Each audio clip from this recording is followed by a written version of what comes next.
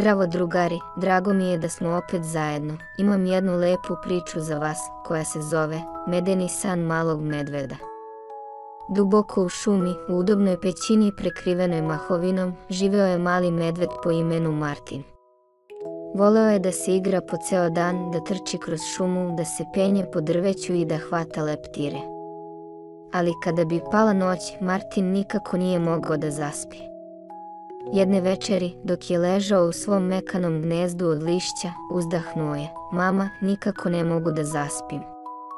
Šta ako sanjam nešto strašno?" Mama medvedica se nasmejala i zagrlila ga šapama.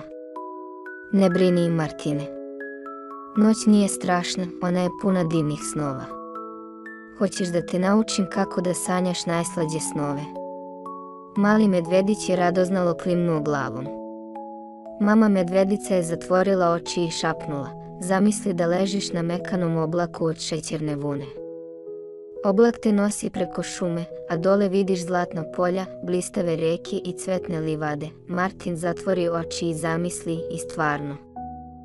Osjetio je kao da lebdi na oblaku, a miris cveća i meda širio se svuda oko njega.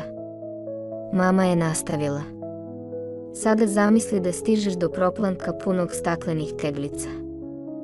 Svaka teglica krije po jedan sladak san. Otvori jednu i vidi šta je unutra." Martin zamišljeno otvori jednu teglicu i iz nje izlete stotine mehurića punih smeha. Video je sebe kako se igra sa leptirima, kliza niz dugu i ljulja se na zvezdama.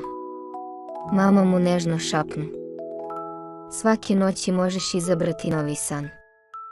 Samo zatvori oči i zamisli najlepše stvari." Mali medvedić uzdahnu, sklupča se uz mamu i tiho reče: "Mislim da sam pronašao svoju omiljenu teglicu sna.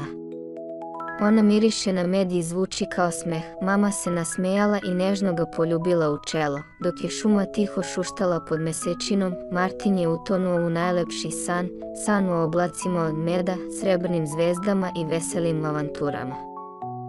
A negde u noći mama medvedica je šapnula: "Laku noć, moj mali Martine. Sanjaj najslađe snove." I tako je cijela šuma spokojno spavala pod toplim svetlom meseca. Ne zaboravite da lajkujete i zapratite za buduće priče. Laku noć.